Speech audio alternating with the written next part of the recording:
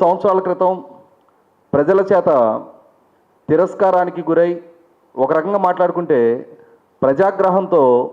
ఎన్నికలలో శిక్షకు గురైన వైసీపీ పార్టీ వెన్నుపోటుకు 2 ఏళ్ళు అని చెప్పని నిన్న వాళ్ళు రాష్ట్ర వ్యాప్తంగా వివిధ నియోజకవర్గాల్లో నిరసన కార్యక్రమాలు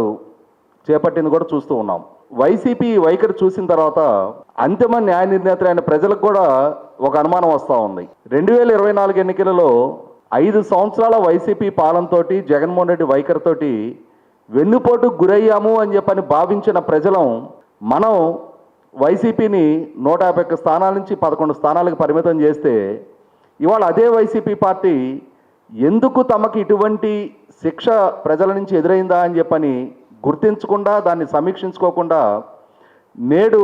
ప్రజారంజకంగా పరిపాలన చేస్తున్న ఎన్డీఏ కూటమి ప్రభుత్వం మీద పాలకుల మీద ఈ దుమ్మెత్తి పోస్తున్న తీరు, అలాగే వెన్నుపోటుకు 2 ఏళ్లుగా వాళ్ళు దాన్ని పరిగణిస్తూ నిరసన తెలియజేస్తున్న తీరు పట్ల ప్రజల నుంచి కూడా కొన్ని ప్రశ్నలు వైసీపీ పార్టీకి